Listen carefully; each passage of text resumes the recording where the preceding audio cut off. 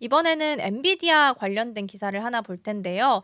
젠슨왕 CEO가 중국 쪽에 대한 매출도 계속해서 한 13% 정도 나오고 있는 상황이었습니다. 그런데 이제 중국 쪽에 들어가고 있었던 H20 칩마저 미국에서 수출하고 싶으면 우리한테 먼저 허가 받아. 이런 식으로 가다 보니까 젠스당 CEO가 고민이 좀 많았겠죠. 그래서 합법적으로 판매할 수 있었던 H20에 대해서 중국의 우회 수출에 대해서 우려를 하고 있지만 미국 쪽에서 우려하고 있지만 그에 대한 증거, 에비던스는 없다라는 부분에 대해서 이야기를 좀 했다라고 합니다. 지금 한 두 달 정도 내로 그러니까 지금이 5 월이니까 한 7월 안쪽으로는 H20보다도 더 성능이 조금 더 저하되어 있는 중국용을 타깃으로 하는 칩을 만들 거다라는 소식들도 같이 보도가 되고 있는 상황인데요. 자사의 AI 칩이 중국으로 몰래 넘어간다라는 부분에 대해서는 어떠한 증거도 없다라고 이야기를 했습니다. 이건 이제 블룸버그 통신하고 했던 인터뷰에서 나왔던 코멘트였고요. 엔비디아의 하드웨어는 물리적으로 굉장히 크기 때문에 중국에 우회 수출한다라는 그거에 대한 증거가 없다라는 겁니다. 국경을 넘어서 밀수되기도 어렵고 고객들도 엔비디아 GPU 사용하는 고객들도 이거를 중국과 좀이라도 연관이 되면 우리가 이거 못 가질 수도 있다라는 걸 다 인지를 하고 있는 상황이라서 자체적으로 다 감시가 되고 있다라고 주장을 한 건데요. 실제적으로 엔비디아가 주력하고 있는 제품들을 보면 최대 72 개의 GPU, 36 개의 프로세서가 다 통합되어 있는 시스템으로 판매가 됩니다. 그래서 AI 칩이 전용됐다라는 증거는 전혀 없다. 그래서 거대한 시스템이고 레이스 블랙웰 시스템은 거의 2 톤에 달하기 때문에 어디 나라에 좀 넣기가 쉽지 않다. 어디 주머니나 백팩에 넣을 수도 없다라고 이야기를 했습니다. 그리고 가장 중요한 건 엔비디아가 판매하고 있는 국가들과 기업들은 이게 중국으로 넘어가서는 안 된다라는 걸 다 알고 있기 때문에 엔비디아 기술을 계속 사용하고 싶은 마음이 있는 기업이라면 스스로를 통제를 하고 있을 것이다라고 강조하기도 했습니다.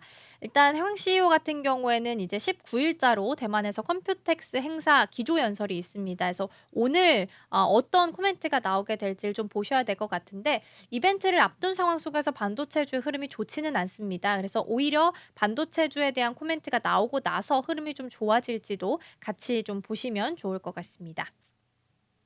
다음으로는 트럼프 대통령과 푸틴 그리고 젤렌스키 대통령과 관련된 내용 좀 보도록 하겠습니다. 일단 트럼프 대통령은 19일 현지 시간으로 19 일부터 푸틴 러시아 대통령과 전화 통화를 갖고 또 이어서 우크라이나 전쟁 종식과 무역 등에서 논의할 것이다라고 밝히기도 했습니다.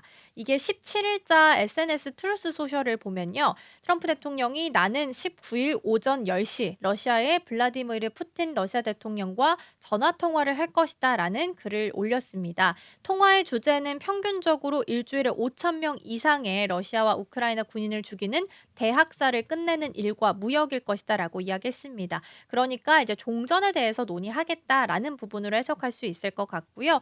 트럼프 대통령은 그런 뒤에 우크라이나의 젤렌스키 대통령 및 나토 여러 회원국들과 함께 이어서 대화할 것이다라고 덧붙였습니다.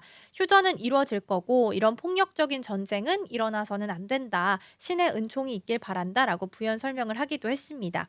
사실 이제 원래는 이스탄불에서 우리가 만나는 걸로 기대를 하고 있었던 상황이었죠. 근데 대통령끼리 만나는 걸로 예상을 했었으나 사실 그렇게 되지 않았고 러시아 쪽에서는 이제 최고위급 인사들을 좀 배치를 하게 되면서 그 만남은 무산이 된 상황이었습니다. 그래서 시간 타임대로 좀 보면 5월 16일 금요일자 우리 시각 기준으로 오후 6시 30 분부터 미국, 우크라이나, 튀르키예 이렇게 3자 회담이 시작이 됐습니다. 그래서 양국 간 고위 협상이 시작이 됐고 러시아 쪽에서는 메딘스키 크렘린군 대변인, 우크라이나 쪽에서는 우메로프 국방장관 그리고 협상했던 그 중재자 입장은 피단 외무장관이 중재를 하게 되면서 3자 회담 방식으로 진행이 되게 됐는데요. 다만 이게 90분 만에 종료가 됐습니다. 러시아가 "수용 불가한 조건만 제시한다."라고 우크라이나가 주장을 했습니다. 그중 한 가지가 이제 영토 포기였습니다. 그러니까 러시아는 우크라이나한테 영토를 포기하는 조건으로 종전을 하겠다라고 제안한 것으로 보이고요. 그러다 보니까 한 90분 만에 사실상 큰 성과 없이 끝난 것으로 보였는데 이제 추가적으로 트럼프 대통령이 이렇게 트루스 소셜을 통해서 글을 올리게 됐고요. 현지 시간 금요 19 일부터 푸틴 대통령과 통화를 먼저 할 거고 끝나고 나면 젤렌스키 대통령과도 같이 통화를 하겠다라고 이야기가 나오게 된 겁니다. 일단 트럼프 대통령은 푸틴 대통령과 통화해서 젤렌스키 대통령과 직접 한번 대화를 할 것으로 촉구할 것으로 좀 보이는 상황이고요. "무역도 의제에 포함된다."라고 트럼프 대통령이 이야기를 했기 때문에 아마 이 러시아 국가를 두고 가장 이제 중요한 게 에너지 수출이겠죠. 그래서 에너지 수출과 관련해서 당근과 채찍을 같이 줄 것으로 제시가 좀 되고 있습니다. 다만 이제 중요한 건 러시아가 그 전화를 받고 이 당근과 채찍에 대해서 반응을 할지가 또 되겠죠. 미국 행정부의 전방위적인 압박에 응할지는 아직까지는 미지수이고요. 페스코프 대변인은 특정한 합의에 도달한 경우에만 푸틴 대통령과 젤렌스키 대통령의 정상회담이 열릴 수 있다라는 조건을 내걸기도 했습니다. 그래서 이 부분도 같이 좀 보시면 좋겠고요. 재건주랑 방산이 내러티브 상으로는 수급상 계속 왔다 갔다 좀 싸움이 되고 있는데 오늘은 아무래도 이런 소식이 있어서인지 재건보다는 방산 쪽에 조금 더 수급이 쏠려 있는 모습도 오늘 개장하고 나서는 확인할 수 있었습니다.